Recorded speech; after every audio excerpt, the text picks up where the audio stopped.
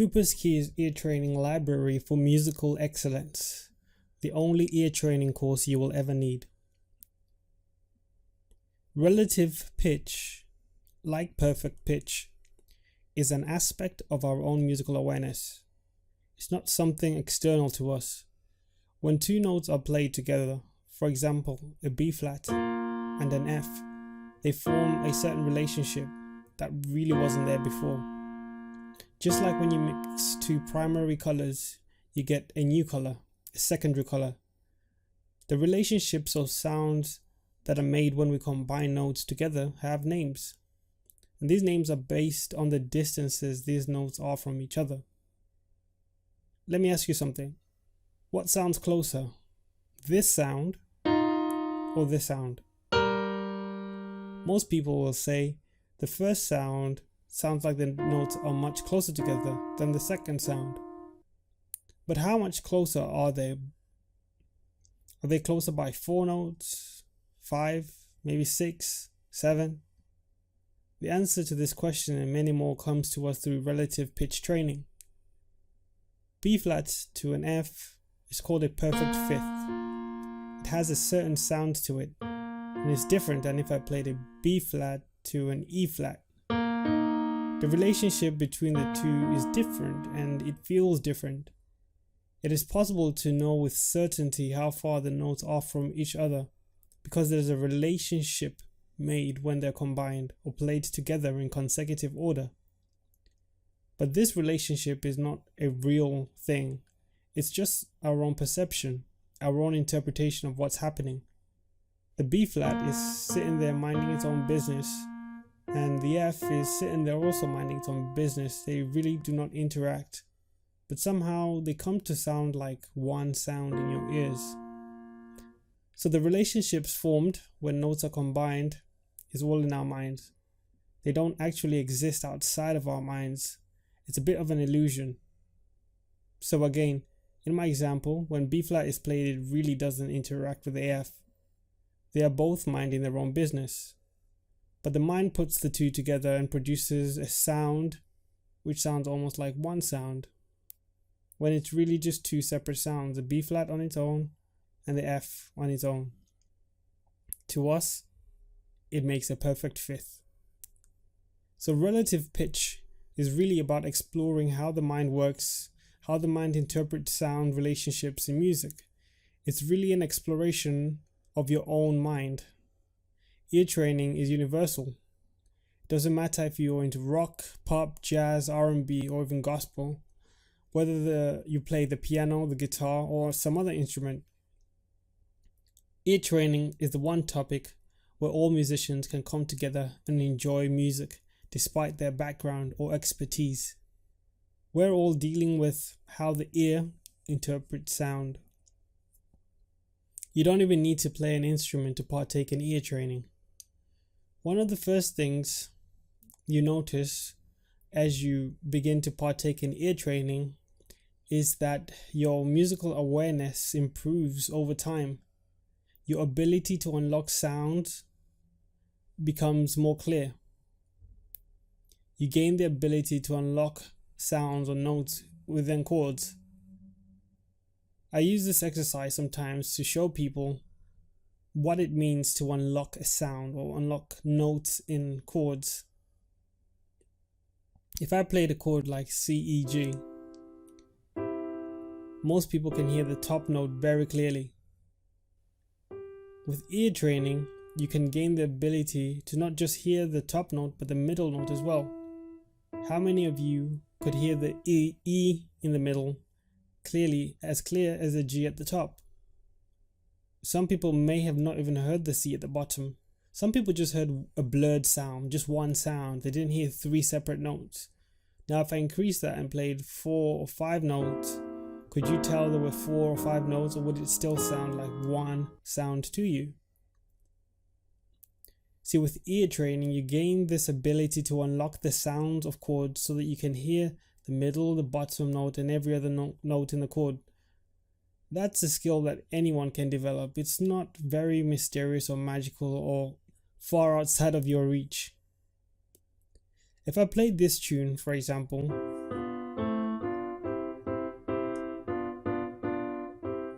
everyone can hear the top note or the top melody part, which on its own sounds like this.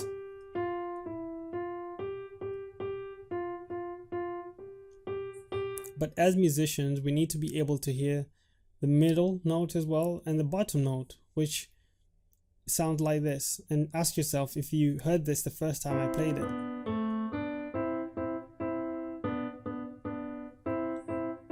You see, when one has unlocked the ear, they also hear the conversation that goes on underneath the melody. This is why one person could hear a song and have a completely different experience to another person who hears the song but has their ear unlocked. I have to say, this was a real eye-opener for me. Or shall I say, a real ear-opener. Having ear training, having relative pitch training is the difference between watching a movie in black and white versus watching a movie in full color. That's how different your experience is as you listen to music with a cultured ear versus listening to music with an uncultured ear. If you are the former, then I have some good news still. It's not too late. It's never too late to develop your ear. It's never too late to develop the skill or ability to penetrate music with your ears and hear the various voices that happen in music. When we have a broader awareness, it also produces more skill. Not only do you hear more, you will actually be able to play more and compose more. See, the limiting factor for most musicians is their own musical awareness. It's not about buying the most expensive piano or downloading the best sounds or playing a concert grand piano that will make you a better musician. Because what you own as a musician will never be able to make up for what you are as a musician. I want you to write that down. So as a definition, we have to define what we're talking about here. Relative pitch can be defined as the mind's understanding of what the ear hears. And I want you to write that down as well. This is somewhat of a more stricter definition than you would find in any other textbook or any other course online. But you will understand as we go through this course why this definition is the one I've chosen. If we have a space like this, for example, a C to an A, we have a space between these notes, right? The relationship or distance between these two is called a major six. You have to know the names of these distances, not just hear them. Because knowing the names means that you do recognize them. It proves to yourself that you actually understand the distances, or you actually learned the distances. So I will require you to learn the names as well as memorizing the sounds. You see, relative pitch is part intellectual as well as perception. Perfect pitch, on the other hand, is not intellectual at all, really. It's all perception. Now, why perfect pitch can never make up for relative pitch? If you have perfect pitch, that's well and good. You have half the battle down to becoming a virtuoso. However, you still need to train your ear for relative pitch. Perfect pitch is about being able to recall notes without seeing them or having to refer to a reference note. If you hear C and you have perfect pitch, then you know it's a C. The sound is ingrained in your brain. You just know what a C is, and you just know what it sounds like. Additionally, if I played an A, you just know what an A sounds like. You recognize it immediately. And if I play them together and you have perfect pitch, you can tell that I'm playing a C and an A. However, if I played them in this order, where I played C first and then A second, as someone with perfect pitch, you recognize as a C and an A. But as someone with relative pitch, you recognize that the distance between the two notes is a sixth.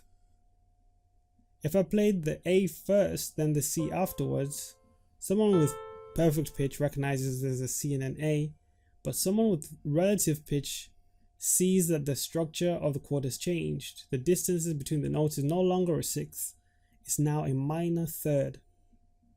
I'll give you another example. If I played a major scale, Some people recognize that that scale was incomplete. It sounded as though it wanted to go somewhere. That B that I played at the end, that B wanted to resolve to a C to sound right at home or to sound well rounded. But if I played the same scale starting on B, suddenly this time when I land on the B, it sounds complete. Doesn't sound like it wants to go anywhere. Now, why is that? Why does it sound complete the first time and incomplete the second time? That's because of our relative pitch. You see, the thing about relative pitch is that it provides the context. With perfect pitch, you could just tell that that was a B, but with relative pitch, you can tell where the music is going. So perfect pitch defines the words. The relative pitch provides context. Now, all you will need for this course is your ears. I don't even need you to have a background in music or play an instrument or even read music. All I need is just your ears. You will learn everything so thoroughly without even taking notes. I will cover every point over and over again until it becomes part of you. If you have no experience in music, you'll be able to pick up these concepts very easily and very quickly, and it will be a lot of fun, and it will give you a great sense of achievement. Now, I know you may be reserved somewhat because perhaps you've tried ear training before in the past, and you may be feeling like it's just not for you, or you don't have the talent, or whatever other reason or excuse you might have given yourself. But I've noticed that a common problem for most people is they only partly master each step of the process and then go on to the next step and then go to the next step, picking up new material each time without completely mastering the old. Then they go on to the next lesson and they learn some more and then keep learning everything to a standard below mastery. Over time, you eventually burn out and everything catches up to you and you will inevitably struggle. You have to go through each step and master each level if you really want to learn relative pitch. You have to go step by step along the process, mastering every single step along the way. This is why on this course the material will be unlocked for you over time and not given to you all at once. In this course, we have only 2 grades, pass or fail. If you fail, you go back and redo the lesson until you pass the test. If you pass, then that means you've mastered it. Too many people only learn part way. They may learn the intervals one way, maybe ascending, and they don't learn them descending. They find themselves scratching their heads and wondering what intervals they may be listening to or being tested on.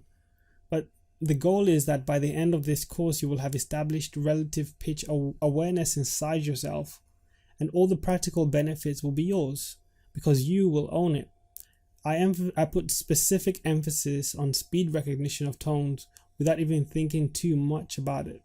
It becomes part of your own musical awareness so that you don't even think about it anymore.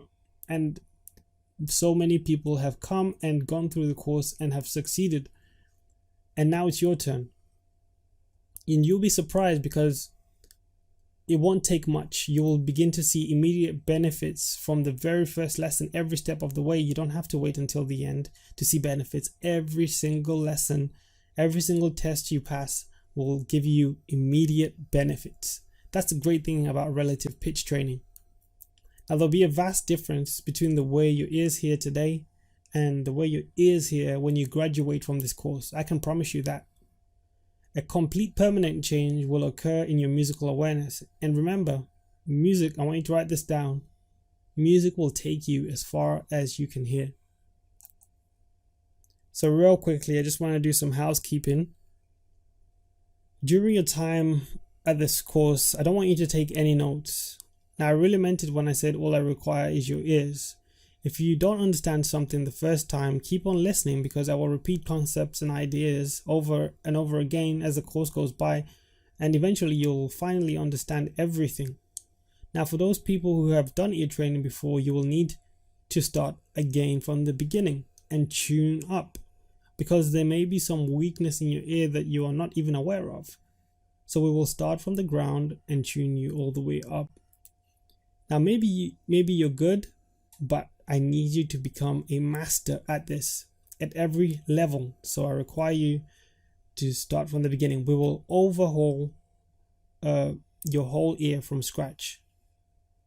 When you approach the quiz on the course, you should only attempt the test once in a day. If you do not pass if you do not pass the test, then you need to go back and train your ear again for the rest of that day and attempt the test again the next day. Just by going over the learning material and practicing, I've got a lot of practice exercises and drills for you to begin along with. So don't be testing yourself too many times. A lot of people tend to ignore this advice and try to force their ear to open up quickly. But they have to understand, or they fail to understand, that cultivating your ear is like planting a tree. You can give it water, give it light and good soil, but at the end of the day, you have to let it grow by itself and naturally. Don't get impatient with your ear. Your development will speed and increase over time, so don't worry if you're a slow starter. The start might be slow, but I really need you to take my advice on this and not force yourself to go over the entire course maybe and see what it's about, and you won't gain any benefit from doing that. Even if you test yourself multiple times a day, you'll just be straining your ear. Don't make this ear straining, just leave it as ear training. Now, an important part of ear training on this course is going to be on musical spelling. Just the same way you want to spell correctly in English, it's the same in music. If you want to be intellectual, or if you want to be intelligently understood in the musical language, then you have to know how to spell the terms correctly. Some of you are not pianists and you don't have piano experience, so I've included a chart with the names of the keys on the piano. For example, I'll give you a quick example, but we'll go over this again. F sharp can also be spelled G flat, and C sharp can also be spelled D flat. These are the same note spelled two different ways. Now, knowing the correct spelling will enable you to structure your experience of the sounds that you will be learning. Knowledge has organizing power. We have to learn very clearly how to spell the intervals in music, because knowing this will help you intellectually, and the ideas will just flow out.